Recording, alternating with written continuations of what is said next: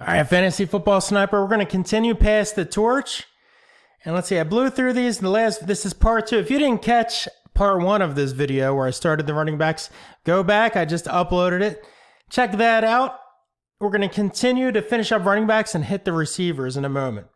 So just to backtrack a little bit, I think D'Onta Foreman's going to steal that job in Houston. He's got more talent. I usually don't like injured players, but I never liked Lamar Miller. He's so ordinary. You want to play against Lamar Miller. If he's on your team, it's dreadful.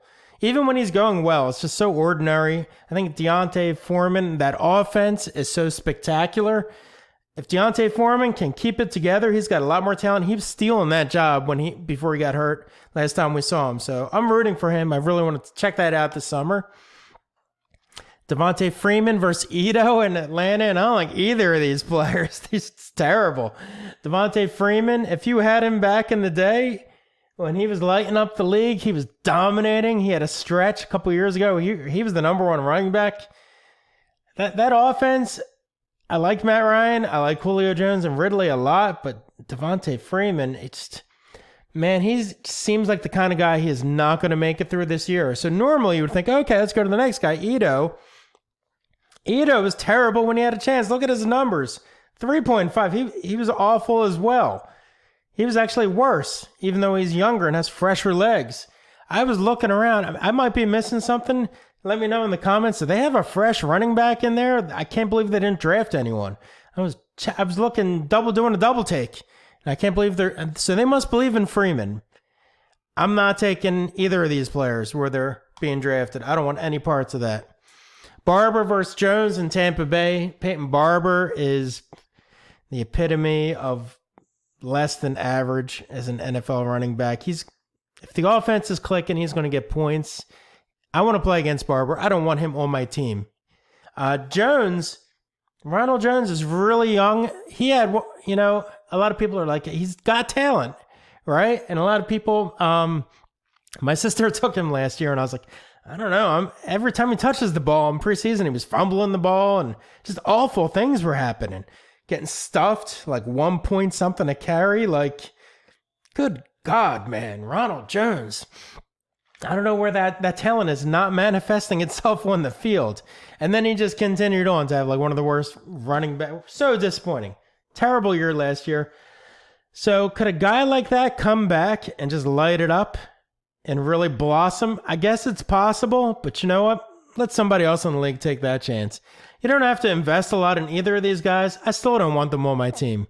I'll take somebody else. Make sure you have a decent running back or two so you don't have to count on either of these heartbreaking scrubs to lead you. If Barber comes out to be solid and the offense is clicking, or Jones lights it up, good for him. It's not going to happen on my team. I don't, Jones, I guess I like a little bit more just because he's young and has talent.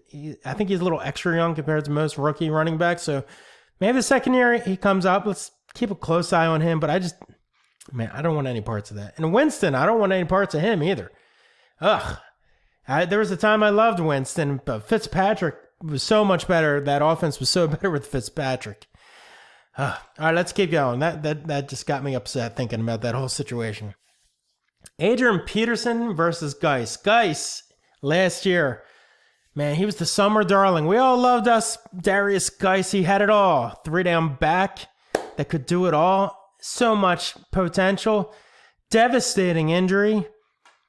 During the offseason, I've been tracking him because I was thinking, I could get him pretty cheap. I like his ADP. And I'm like, man, I'm not liking what I'm hearing, the reports I'm hearing. We still have some time to go here, but I'm not sure if he's going to make it back. And if we're in June and I'm worried about your health, I'm already worried about everyone's injuries during the season. I think not loving Geis. It's not like the team is that amazing. Adrian Peterson continues to amaze, right? He came back after, I think it was an ACL in college, and had one of the best years ever as a rookie, if not the best.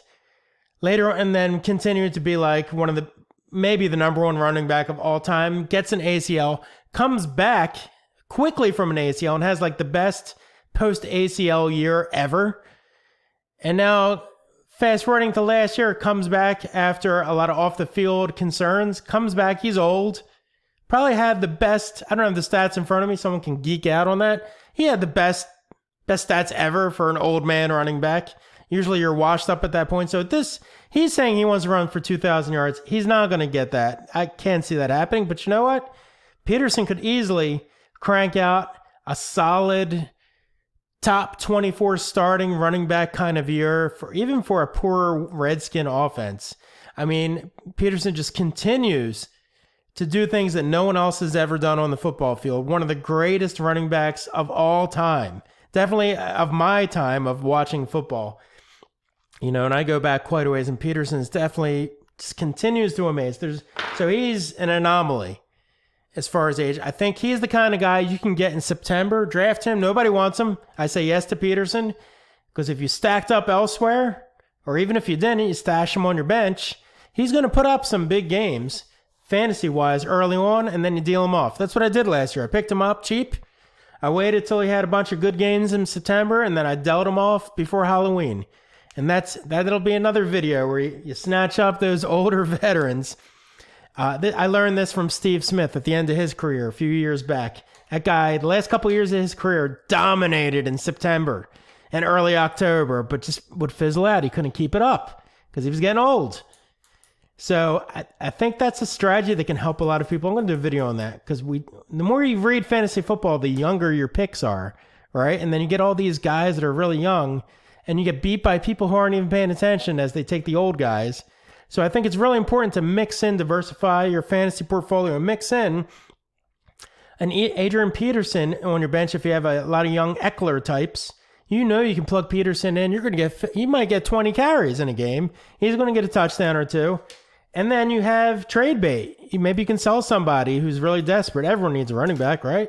So, cash in on those points early on and then deal them off before Halloween. I'm going to do a whole video on that because I think that's a little special angle that could be interesting. Now, Geis, if he's going to get healthy, I don't think it's early on. Maybe he could be one of them young guys you buy. As you're dealing off Peterson, you're picking up Geis off the free agency who hasn't done anything. But maybe if he sees signs he's getting better, we'll keep a close eye on that.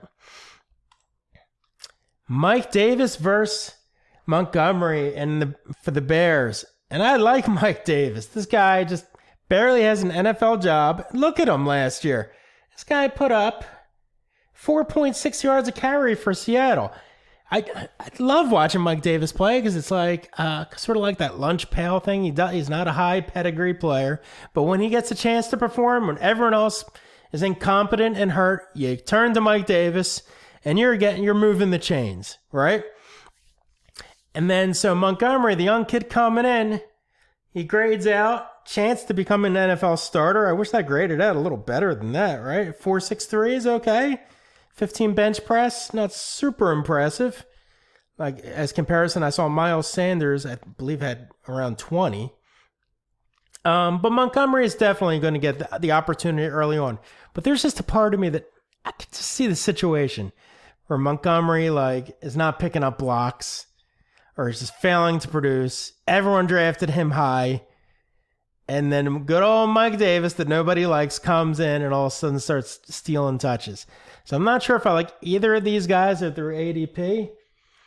Depending if you're taking a lot of stud wideouts early and you need someone who's going to get a lot of touches, I'm going to say then Montgomery is someone I'm looking at. But in general, I'm not targeting him as one of my darlings. And Mike Davis, nobody's taking him. So you want a flyer running back at the end of a draft. Why not? Let's take a Mike Davis because he's done it his whole career. Dougie Martin versus Jacobs. Now I gave Dougie Martin. I keep turning to him because I remember when Martin was first exploded on the league. The guy was amazing. All right. And then I think, was it Gruden was his coach back then in Tampa Bay? And I think he gave him 30 or 40 carries and blew him out. Because he had a stretch of a few months where he was a top running back. And then he had too many touches, blew him out, and hasn't been really much more than serviceable since then. So everybody's all over Josh Jacobs in Oakland. Yeah, he grades out high as a prospect. They traded Khalil Mack, so you know that team is just going to want to justify all of that. They has so much invested in him. The current administration there for the Raiders, they're going to give him every opportunity. Not sure if I believe in John Gruden. I love him as an analyst. I liked him as a coach his first go around, but now I'm wondering. Like, he went to Tampa Bay and won, and that wasn't his team that he built. He did steer them to the championship. I'm not sure. Is this a guy, has the game passed him by? He is a brilliant coach when you watch him break it down. Can he still motivate the modern day player?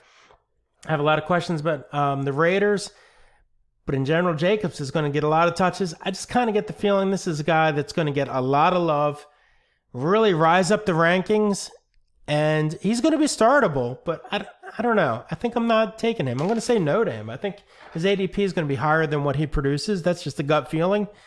Doug Martin, nobody's drafting him. So maybe I put him in there. If you got nothing else at the end of the draft, last round, you might have to go 18 rounds. I don't even know if Doug Martin would be a 15-round player. Let's see how the summer goes. Probably no for both of them. But we'll see. So that concludes our running backs. I'm going to do another video on receivers coming up. If you like what I'm doing and you want to support, please check out the links. I have the free Word document that shows the notes that can give you at a glance ADP, players I like. The beautiful thing is you can customize it. So if you disagree with one of my red no players or one of my green hot players that I really like, then you can make those changes. But this will give you a nice couple of pages to bring to a draft to quickly look at when you're 60 seconds on the clock. So yeah, hit the Patreon. It's only $1. I'm going to be doing this all year long. Yo, see you next time.